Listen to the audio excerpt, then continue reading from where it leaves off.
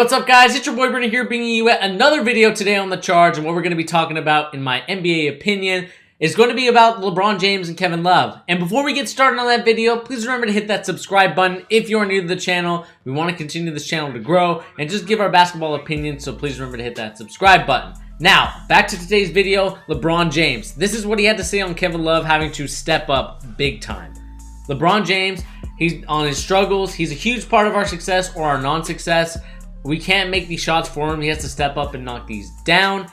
If we want to have any success in Game 7 or to move on to the next round, Kevin Love has to be a big part of that. And I agree with LeBron, but I also think this is also on LeBron too. Last game, he wasn't very good with himself. 7-16 from the field, only 43%. He shot 50% from three-point land, which is great, but only 22 points, 4 turnovers, which is bad. 7 assists. 5 boards. It's just not going to cut it, LeBron. Like, with the team that you have now, this is probably worse than your Boobie Gibson, Jamario Moon team. This is the team where you have to average 30. I understand that you're more of a facilitator and you don't like to take a lot of the shots, but LeBron, you have to take the shots because no one else is going to make them for you. Because if we look at Kevin Love's stats, which are even worse, only averaging 11 points a game, 9.8 rebounds, 2.5 turnovers, he's just not doing anything for you.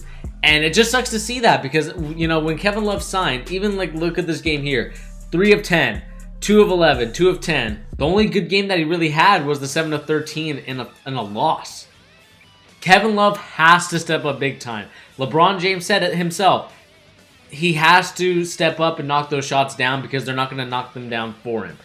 7 points in the last game. I understand he got elbowed and got into the concussion protocol, and he was out basically for the rest of the game. And this is when LeBron James's Band-Aid couldn't cover the wound that is the Cavaliers roster. J.R. Smith chucking up shots. Jeff Green being inconsistent as usual. And I talked about this in the many retakes that I tried to do with this video.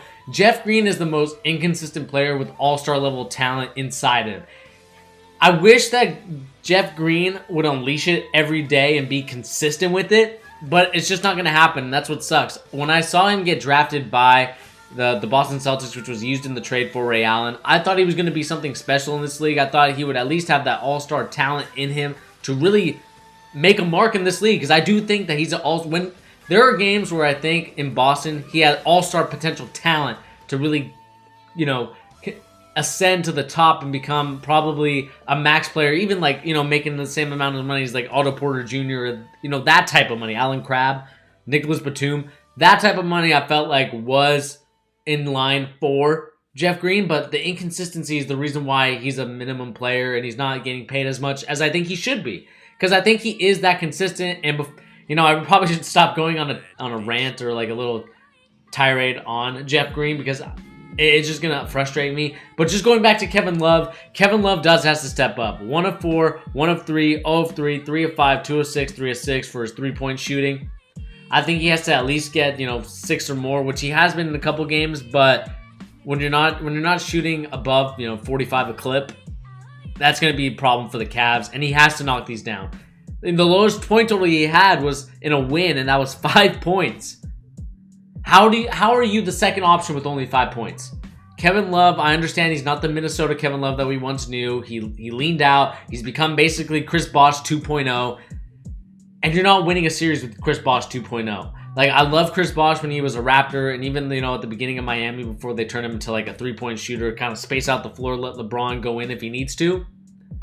You're just not winning with that. There's a reason why guys that create their own shots are the guys that LeBron likes, the Kyrie Irvings, the Dwayne Wade, because it doesn't require that much effort from LeBron to be giving all the amount of effort he can on offense and defense. He has to choose now. He has to pick and choose because of the team that he's on right now. And this just goes to show you that they probably should have listened to LeBron and kept Kyrie Irving, even if it was for another year. Even though you probably would have lost a lot on him, think about what you got in return. You got a hurt Isaiah Thomas. You got Jay Crowder. You got a couple pieces that just didn't fit your scheme. And you're paying for it now by not having any of those players. Jay Crowder's having success in Utah. Dwayne Wade is back in Miami. And, you know, Isaiah Thomas is in the Lakers trying to get a max deal for himself. So I think whatever deal you probably could have gotten now for Kyrie, and let's say this coming year, I think it's worth taking a risk for it. I mean, whether or not you get the talent, it doesn't matter. There was a reason why Isaiah Thomas has kind of bounced around the league, but this isn't really about Isaiah Thomas. This is about how LeBron James now has to be basically a 30-point per game scorer if they want to succeed in anything. And in order for him to succeed in anything for the Cavaliers, 30 points is minimum for LeBron James now. It's not even a question anymore. You have to get 30 points. Otherwise, your team is losing, and you're going to be frustrated, and it's going to be LeBron Watch 2.0. Where is he going? What team is he going to? That's what this is turning into, and it's going to be interesting to see what does happen. Obviously, Kevin Love does need to step up. I hope he does, and I do believe that the Cavs will win. I mean, it'll all depend on the role players for the Pacers. If Sabonis, Turner, Stevenson, Victor Oladipo, if they go off, it's a wrap for the Cavs. And do the Cavs have enough defense, first of all, and do they have enough offense? Most importantly, do they have enough offense to really push themselves to becoming a team that could be in the conference final, either win or lose against the 76ers, which I think will happen.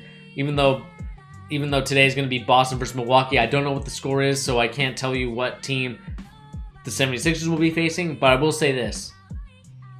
LeBron James has to be careful. He has to score 30. Kevin Love, you got to at least average your average for the season. That's all I can really say about it. Kevin Love, you got to step up. Anyway, guys, this has been your boy Bernie here on The Charts. Like I said, giving you the latest NBA news and rumors and my basketball opinion, like we talked about here in the Cavs. Also, remember to check out our Phoenix Suns Fixer-Upper video, where we talk about how we can fix the Suns to be a very good team, even borderline playoff team. Just remember to hit that subscribe button below to get more content like that. But anyway, guys, this has been your boy Bernie here. I'll see you later. Peace!